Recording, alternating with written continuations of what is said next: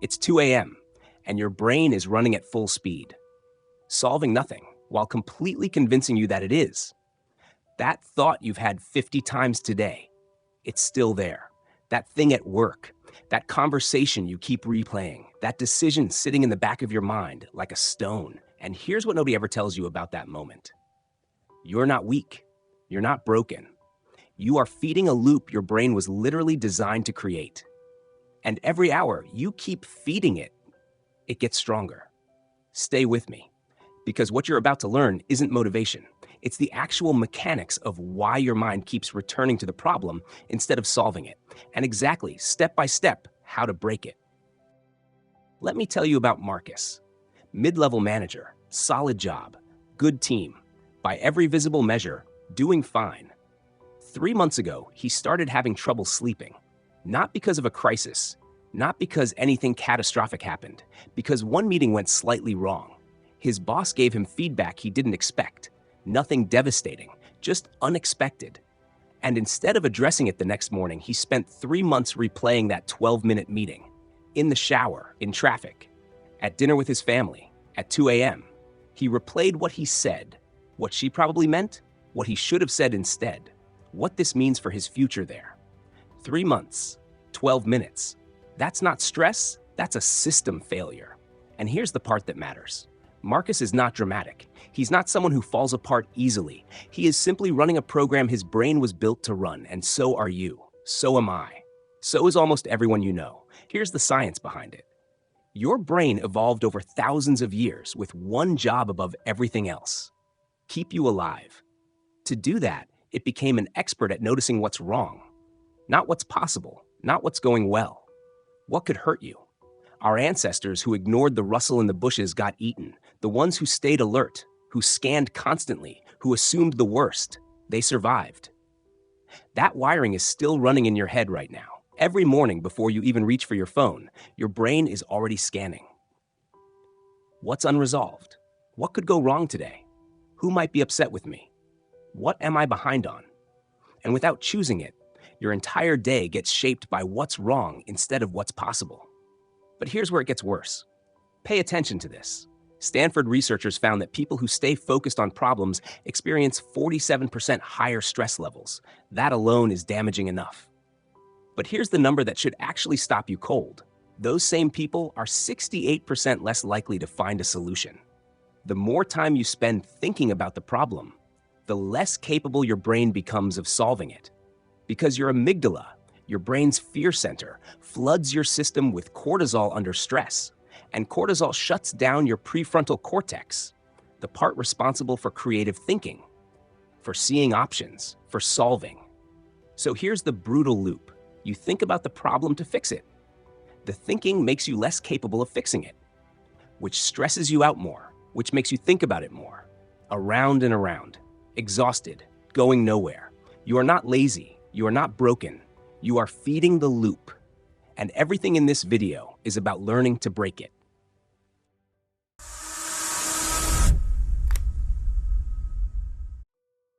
Picture this. It's Thursday afternoon. You send your manager an important update you worked hard on. You feel okay about it. You wait. An hour passes, then 2, then 3.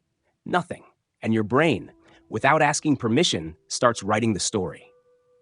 She's annoyed with me. That report wasn't good enough. Something I said in Tuesday's meeting. This is connected to that. This is exactly how it starts before someone gets let go. I've seen this before. By 6 p.m., you haven't heard back. You go home carrying this invisible weight, distracted at dinner, quiet all evening. Your partner asks if you're okay. You say, yeah, just tired. But you're not tired. You're living inside a story. And the next morning she replies, hey, crazy day yesterday. Thanks for this. That's it.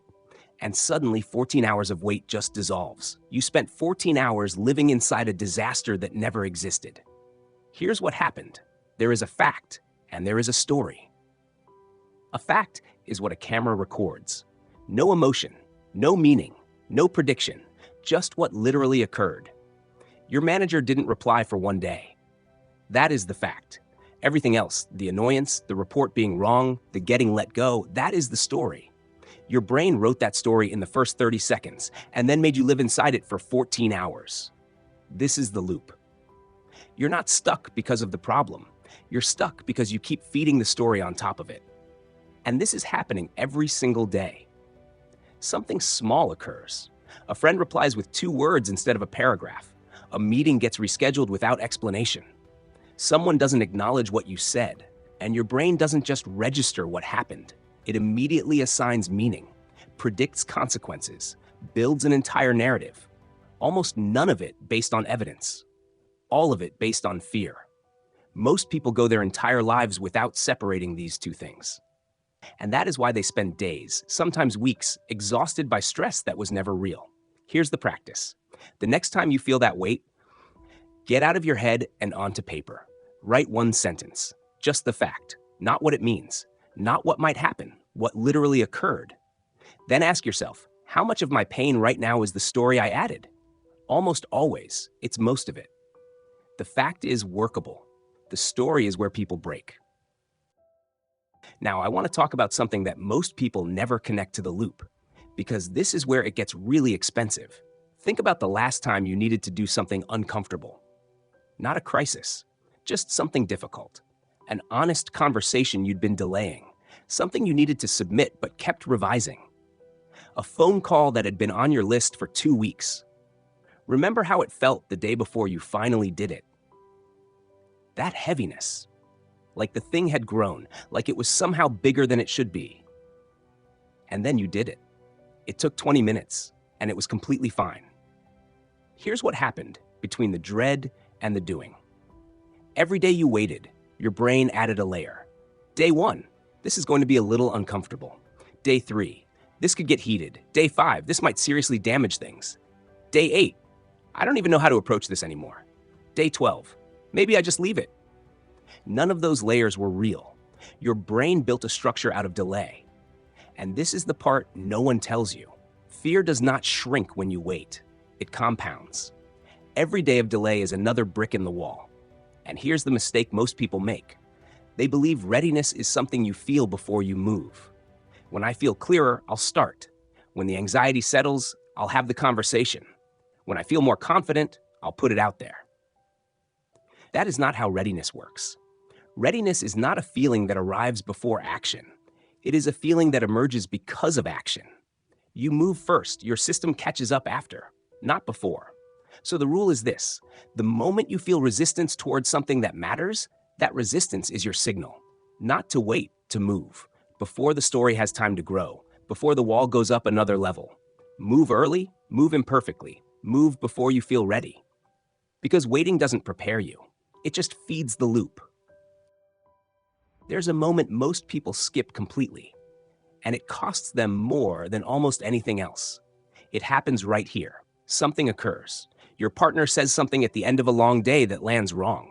Your boss sends a message at 9 p.m. that seems pointed. Something you worked on carefully gets dismissed without real discussion. And in the half second between that moment and your response, most people are already gone. Reacting, automatically, without choosing. But here's what almost nobody talks about. There is a gap, a tiny gap between what happens to you and how you respond. Sometimes just 2 or 3 seconds. And that gap is where your entire future lives. Not in the big decisions, not in the grand moments, in that tiny gap. Think about Marcus again. The day his boss gave him the feedback, he reacted immediately, got slightly defensive, changed the tone of the room, left the conversation unresolved, and then replayed it for 3 months. 1 moment of not using the gap, 3 months of consequences.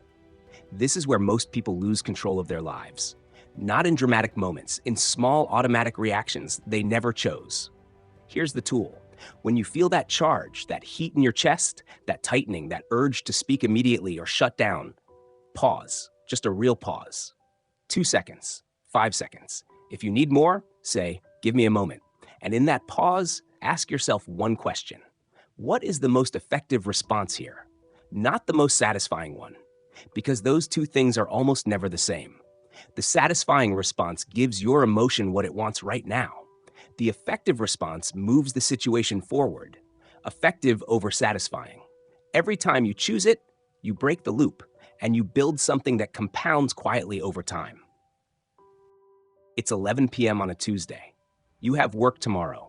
You should be sleeping. But instead, you're running the same thought for the fourth time in the last hour. And here's what makes this so dangerous. It feels productive. It feels like staying awake and thinking about the problem means you're taking it seriously. You are not solving anything. You are spinning. And there is a crucial difference between those two things. Productive thinking goes somewhere. It generates a new angle. It reaches a decision. It produces one concrete next step. Rumination just replays, same tape, different emotional coloring, same exhaustion at the end. And here's what makes it worse. Rumination doesn't just waste time, it actively makes you worse at solving the problem. Because while you spin, you don't rest, and a depleted brain running on stress is the worst possible instrument for working through something difficult. You are sharpening a blade by dragging it across concrete. You are feeding the loop when the only way to break it is to stop. Here's how you actually stop it. Not with willpower. Not by forcing yourself to think positive, with one specific move. Write it down in one sentence. Not the spiral, not the catastrophe version. One sentence. What is actually the problem here? When the problem lives in your head, it expands to fill everything. It bleeds into every room. It feels formless and enormous. When it's written in one sentence, it shrinks back to actual size. It becomes specific, and specific problems can be addressed. Then immediately underneath that sentence, write this. What is one thing I can do tomorrow that makes this even slightly smaller? Not solves it, reduces it. One thing. Now your brain has somewhere to go. It has a task, and it can release the rest. Close the loop, then close your eyes. Your brain is a question-answering machine. Whatever you ask it, it will find an answer. This is not a metaphor. This is how it works. The problem is the questions most people are running inside their heads every day without realizing it. Why am I always like this? Your brain, here are 17 reasons you are fundamentally not enough. Why does nothing ever work out for me? Your brain, let me pull up every failure and near miss from the last 4 years. Why is this so hard? Your brain. Because you don't have what it takes for this to be easy. These questions feel like self-reflection. They are not. They are instructions. You are telling your brain exactly where to look, and it obeys every single time. This is the loop operating through your own language. You're not stuck because of the problem. You're stuck because the questions you're asking keep sending your brain back into it. Here's the flip. Instead of why am I always like this? What's one thing I can do differently today? Instead of why does nothing work? What has worked, even slightly, that I can build on? Instead of why is this so hard? What's the smallest version of this I can actually do right now? Feel the difference. Those questions have a direction. They point your brain toward movement instead of evidence for your limitations, and your brain will go wherever you point it. The quality of your life is shaped more by the questions you habitually ask yourself than almost anything else visible from the outside. Most people have never once examined what those questions are. Start there. Let me describe something most of us have been part of more times than we'd like to admit. The group chat goes off at 9 p.m. Can you believe what happened today? I know. It's been like this for months. Nobody ever does anything about it. So frustrating, right? Same. 30 minutes, 7 people. Full agreement, 0 movement, and everyone goes to bed feeling slightly lighter and wakes up to the exact same situation. Complaining works in the short term. It releases pressure. It gets you validation. It creates a moment of connection. You're not alone in this, and sometimes that's exactly what you need. But here's the cost that builds silently over time. Every complaint is energy, energy that had somewhere to go. And complaining burns it without producing anything. The situation stays the same, and slowly your brain gets trained not to solve, to describe. You become very articulate about why things are hard, and completely out of practice at doing anything about them. You become someone who feeds the loop instead of breaking it. Here's the practice. I'm not asking you to stop feeling frustrated. I'm asking you to redirect the energy. Today, just today.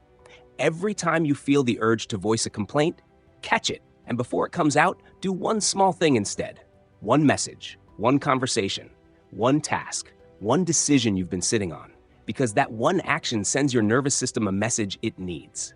I am not helpless. I am moving. And that message, repeated daily, changes everything about how you see yourself in relation to problems. I want to go deeper now than any of the tools we've covered, because here's what I've seen consistently. People can hear every idea in this video, understand the science, genuinely want to change, and still, the moment real pressure hits, they revert. Right back to the loop. Right back to who they were. And the reason is not lack of motivation. The reason is this. Behavior doesn't come from knowledge, it comes from identity. When real pressure hits, you don't stop and choose a strategy. You default to who you believe you are. If deep down you carry the belief that you're someone who falls apart under pressure, you will fall apart. Not because it's inevitable, because that story is running in the background, and your behavior keeps proving it right. But here's what I know from studying people who move through difficulty differently. They don't have easier lives. They don't have fewer problems.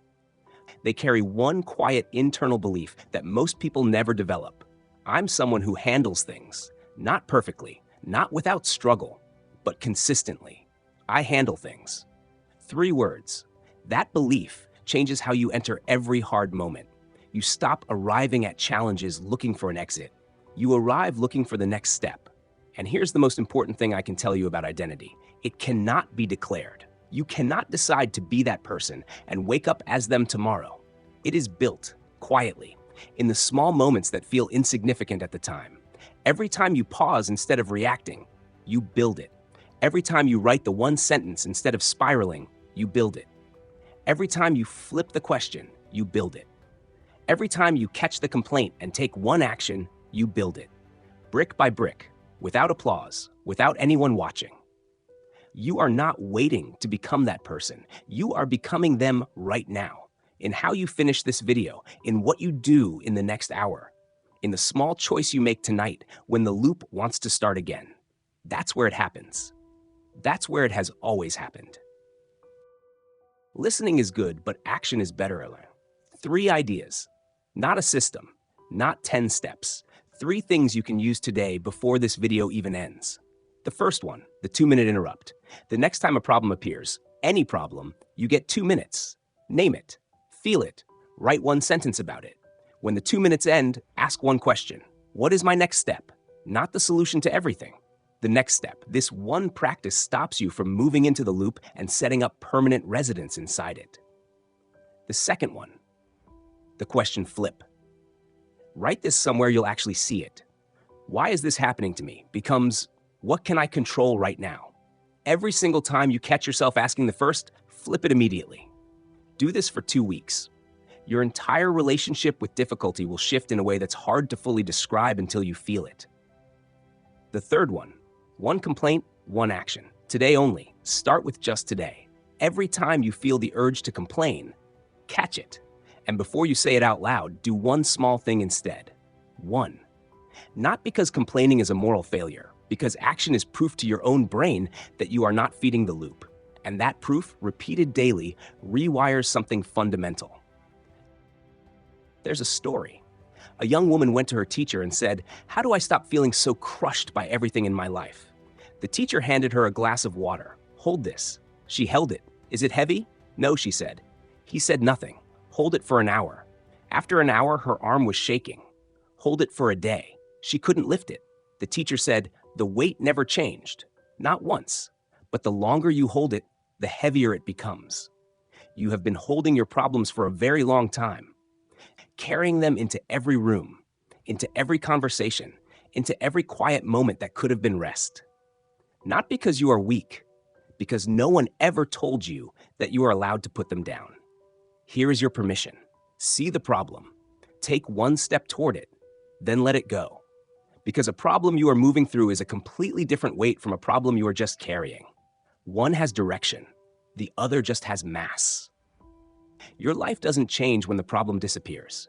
It changes the moment you stop feeding it. 1 step, take it.